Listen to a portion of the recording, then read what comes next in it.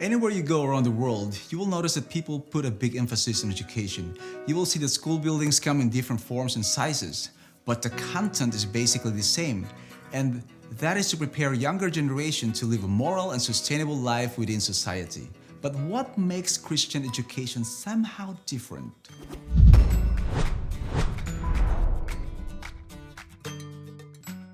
Hi, Dovann here, and welcome to another episode of Week at a Glance, where we dive into a thoughtful summary of this week's Bible study guide. If this is your first time joining us, welcome. We are starting a new series on Christian education. In this episode, we'll talk about education in the Garden of Eden. I once served as a missionary teacher to a tribal group in one of the jungles of the Philippines.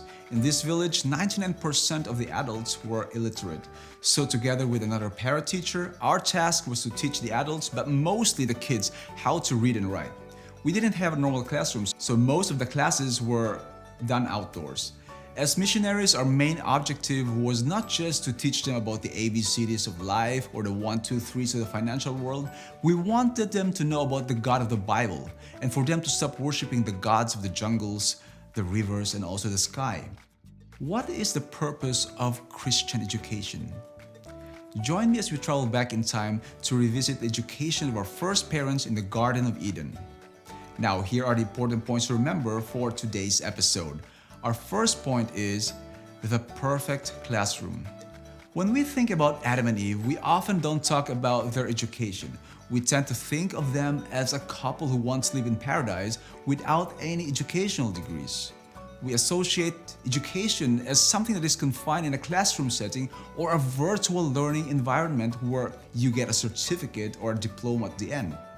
Well, I'm here to tell you that our first parents, Adam and Eve, had far better education than you and I could ever have. The Garden of Eden was the schoolroom. Nature was the lesson book. The Creator Himself was the instructor. And the parents of the human family were the students. And you know what's so cool about this? The things that you and I are learning in natural science, biology, zoology, botany, physics, chemistry, and other fields of studies, they were learning them directly from nature. Adam was well acquainted with them all. The book of Genesis even tells us that he named the animals. Now, here, listen to this quote here. The laws and operations of nature, which have engaged men's study for 6,000 years, were opened to their minds by God, the infinite framer and upholder of them all. That's pretty amazing, huh? My wife is an elementary school teacher, and I know that she takes so much pride in how she strategically organizes the learning environment. Now, think about God, how He designed everything. Everything in nature offered learning opportunities for Adam and Eve to learn about the world and also about their Creator. But what happened to this perfect classroom? Now, this leads us to our next point. Point number 2 is trouble in the classroom. We are not told how many days, months, or years have passed by since God started with Adam and Eve's education. But in Genesis chapter 3, a new character is introduced. A character that would negatively change the course of history and education. The crafty Lucifer, in the form of a serpent who was also in the classroom. Now, I wonder why he was there. Was he there to learn from God? No. He wanted to replace God as Adam and Eve's instructor. He wanted them to disobey God's basic rule, and that was for Adam and Eve not to eat from the forbidden tree.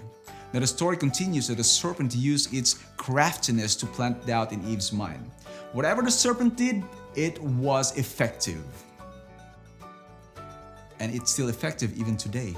And he is still using it to plant seeds of doubt in our minds.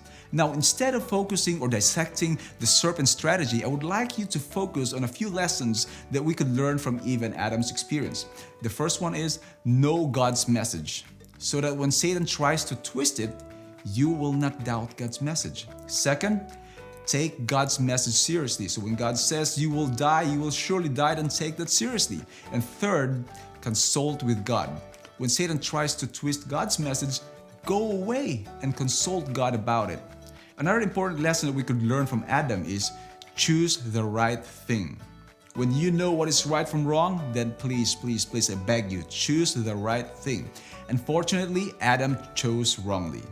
Ultimately, Adam and Eve chose another teacher and learned the wrong lessons. If there are other important lessons that you observed, then please let me know in the comment section below. I would love to interact with you. As a result, Adam and Eve were cast out of the perfect classrooms, and since then, humanity's education has continued in a very unfavorable environment. Now let's move on to our final point to talk about it. Our third and final point is the imperfect classroom. Understanding the first few chapters of Genesis is very important in order to understand how we ended up in this imperfect classroom. It is also essential for comprehending the rest of the Bible and the full story of redemption. Since the fall of Adam and Eve, education has taken on a new purpose. It is now to introduce you and me to God and His character. It is the mission of the Seventh-day Adventist education to reverse this initial twisting of God's character in the minds of His creation and to replace it with the truth of who God is. Nature, the lesson book of Adam and Eve, even though degraded by sin in this imperfect classroom, still reveals the Creator, but only when it is studied from the perspective of the Scripture. This is why the Scripture and its message of creation and redemption must be central to all Christian education. The indigenous tribes in the jungles of the Philippines needed to be introduced to God so that they could worship the Creator and not nature. In the same way, the secular societies of the West also needed to be introduced back to God because they have totally left God out of the picture. The goal of Christian education is for students like you and me to be rescued from this imperfect classroom and to trust that God will soon take us to that restored classroom. In summary, here are the different points that we talked about in today's episode on education in the Garden of Eden. Point number 1, the perfect classroom. Point number 2, trouble in the classroom. And point number 3, the imperfect classroom. But the goal is to go to that restored classroom. And God will restore the perfect classroom of our first parents in Eden, and this time without the talking, deceitful serpent. If you find this episode helpful, then please share it with a friend who would be interested to learn about God's purpose for education. Spread the word and change lives one message at a time. And if you want to know more about the family as a significant place for education, then click on this video right here. Or if you want to watch more videos from our library, then click right here. And don't forget to support this ministry by subscribing and liking this video. And if you have any questions or comments, then please don't forget to leave a message below. This is again Dovann for Week at a Glance. I'll see you again next week.